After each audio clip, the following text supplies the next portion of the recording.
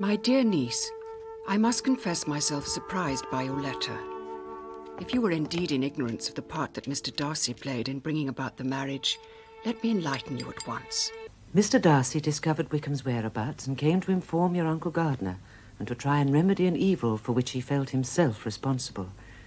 And Elizabeth, I am sure there is another reason for his goodness, other than his remorse. Bij mijn speurtocht had ik één voordeel boven meneer Bennet. Wel nu, mijn zusje had een gouvernante in Londen, mevrouw Young. Ik wist dat deze dame een huis had in Londen. Oh, en hebt u ze in haar huis gevonden? Nee, maar mevrouw Young wist, wat ik reeds vermoedde, hun verblijfplaats. En na enige druk op haar te hebben uitgeoefend, heeft ze mij het adres gegeven. U hebt ze dus zelf gesproken? Inderdaad. Zij beweerde dat ze voor Wickham niets om wie dan ook gegeven heeft. En daarom geen hulp van wie dan ook verwachtte. Ik vermoed dat u weet waarom ik alleen met u wil spreken. Dat was niet moeilijk te raden. Trouwt u, hè? Wie? Lydia? Beste Darcy, wat een domme vraag. Bovendien waren er omstandigheden die mijn vertrek uit Brighton noodzakelijk maakten. Welke omstandigheden? Mijn schuldeisers begonnen mij het vuur zo na aan de schenen te leggen dat ik wel overhaast de benen moest nemen. Lydia heeft mij dat met de grootste openhartigheid uit de doeken gedaan. Alles wat haar te wachten staat is een kleine 1000 pond bij de dood van haar vader. Dat is niet genoeg. Denkt u dat er enig meisje met geld bestaat die nog op uw voorstel in zal gaan? Ja.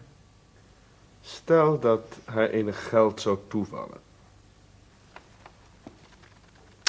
Laten we zeggen...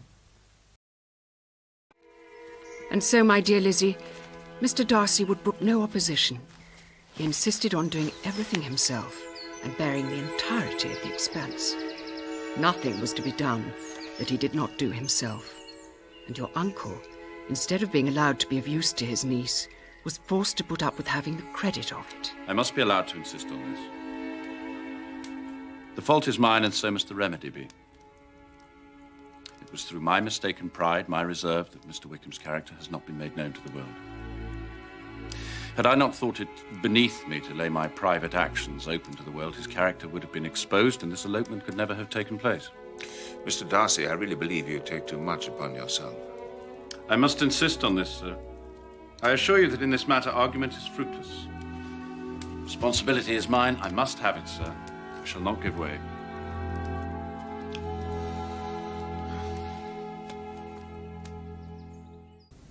I like him very much. I have been so ungracious, so ungenerous to Mr. Darcy. And now we owe the restoration of Lydia, of everything, to him. My heart whispers that he has done it for me, but the whisper is quickly hushed. Brother-in-law to Wickham, it is useless. Sister, I'm afraid I'm interrupting your solitary reverie. You are indeed. But it doesn't follow that the interruption must be unwelcome. I'd be sorry if it were. We were always good friends. Now we are better. True. Are the others coming out? I do not know. Mrs. Bennet and Lydia, they're going in the carriage to Meryton.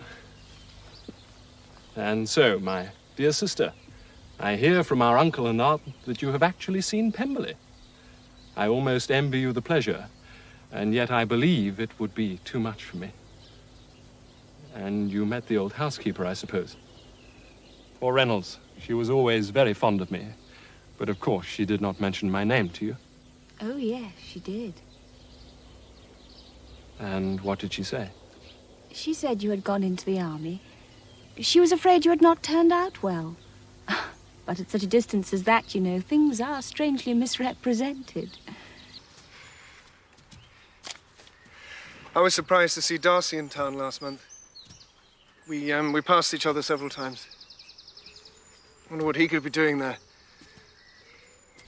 Perhaps preparing for his marriage to Mr. Burr. It must have been something particular to take him there at this time of year. Undoubtedly.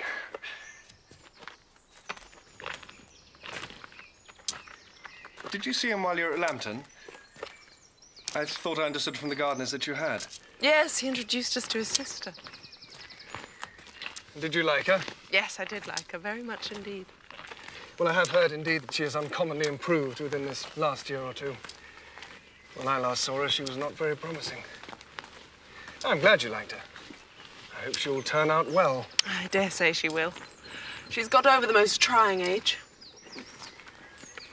Did you go by the village of Kimpton? I don't recollect that we... Oh, I mention it because it was the living I should have had. Most delightful place. An excellent parsonage house. And how should you have liked making sermons? Exceedingly well. One ought not to repine, but to be sure, it would have been such a thing for me. The quiet, the retirement of such a life would have answered all my ideas of happiness. Did you ever hear Darcy mention the circumstances? I did hear it was left to you, conditionally only. And I did hear there was a time when sermon-making was not so palatable to you as it seems to be at present. That you actually declared your resolution of never taking orders and were compensated accordingly. You may remember what I told you on that part when first we talked of it. Oh, come, Mr. Wickham, we're brother and sister, you know. Do not let us quarrel about the past. I hope in future we shall always be of one mind.